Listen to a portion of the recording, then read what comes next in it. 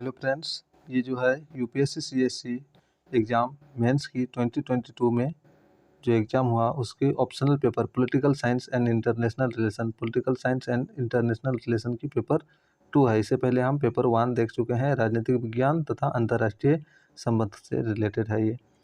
और इसमें क्या होता है, 1 और 5 जो होता है, इसका जो 1 और 5 होता है वो अनिवार्य होता है और बाकी दोनों सेक्शन ए और बी में से कम एक प्रश्न चुनकर 3 प्रश्नों को उत्तर देना होता है। यानी कि यहाँ 1 और 5 अनिवार्य और इधर से 3 यानी 5 क्वेश्चन करना जरूरी है। चलिए देखते हैं किस पर कराया था। सेक्शन ए में देखते हैं। सबसे पहले निम्नलिखित में प्रत्येक का लगभग 150 शब्दों में उत्तर दीजिए। 1 का ए है,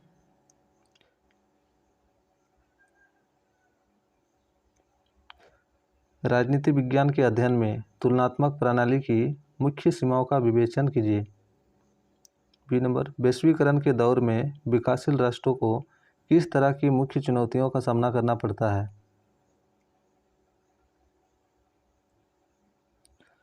इनका सी नंबर है, अंतर्राष्ट्रीय राजनीति के अध्ययन में मार्क्सवादी एवं यथार्थवादी दृष्टिकोणों के बीच की समानताओं का विवेचन कीजिए। डी नंबर इसका, विश्व की द्विध्रुवी संरचना बहुध्रुवी की अपेक्षा ज़्यादा स्थिर होती है, टिप्पणी करें।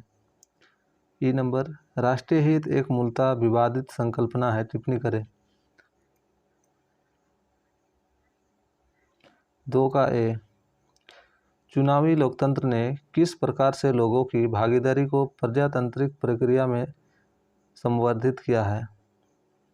बी 2 का, विकासशील समाजों में लोकतांत्रिक प्रक्रिया को मजबूती प्रदान करने में सामाजिक आंदोलनों की भूमिका का विवेचन कीजिए। सी नंबर, अंतर्राष्ट्रीय न्यायालय की संरचना का वर्णन कीजिए, इसके स्वैच्छिक क्षेत्र अधिकार का विवेचन कीजिए।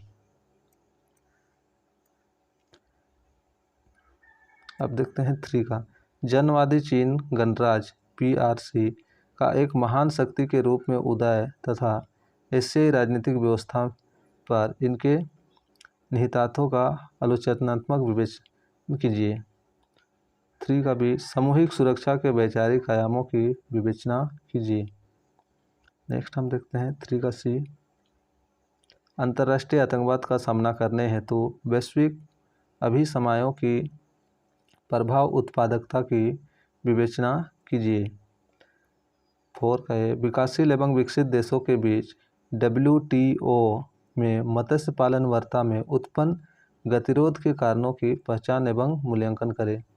4 अभी देखते हैं, अराजक विश्व में देशों को अपनी उत्तरजीविता सुनिश्चित करने हेतु यथार्थवादी उपाय क्या है।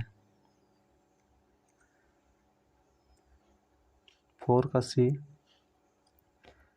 रूसी यूक्रेन संकट ने यूरोपीय संघ EU की सदस्य देशों की ऊर्जा जरूरतों पर एक काली परछाई डाल दी है, टिप्पणी करें। सेक्शन बी का हम देखते हैं 5 नंबर, निम्नलिखित में प्रत्येक का 150 शब्दों में उत्तर देना है। तो ये देख लेते हैं 5 का, शांतिपूर्ण सह अस्तित्व भारत के विदेश नीति की आधारशिला है, टिप्पणी करें। बी नंबर, दक्षिण एशिया के सदस्य देशों के बीच गहन आर्थिक सहयोग को बढ़ाने हेतु उपायों एवं साधनों का विवेचन कीजिए। भारत एवं बांग्लादेश के बीच जल सहयोग बढ़ाने हेतु आवश्यक कदमों की विवेचना कीजिए। डी नंबर, भारत अमेरिका के सामरिक संबंधों के लिए बुनियादी विनिमय एवं सहयोग समझौते BECA के महत्व की व्याख्या करें। 5 का ई नंबर, भारत की वैश्विक प्रतिष्ठा में वृद्धि हेतु सार्वजनिक कूटनीति की भूमिका का विवेचन कीजिए। 6 देखते हैं, ए नंबर, वैश्वीकरण के वर्तमान युग में नवीन अंतर्राष्ट्रीय आर्थिक व्यवस्था NIEO हेतु मांग की प्रासंगिकता का विवेचन कीजिए। बी नंबर, शीत युद्ध के बाद भारत की विदेश नीति की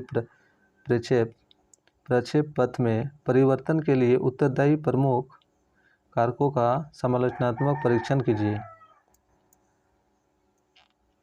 इनका सी नंबर हम देखें, भारत में परमाणु अप्रसार संधि NPT पर दस्तखत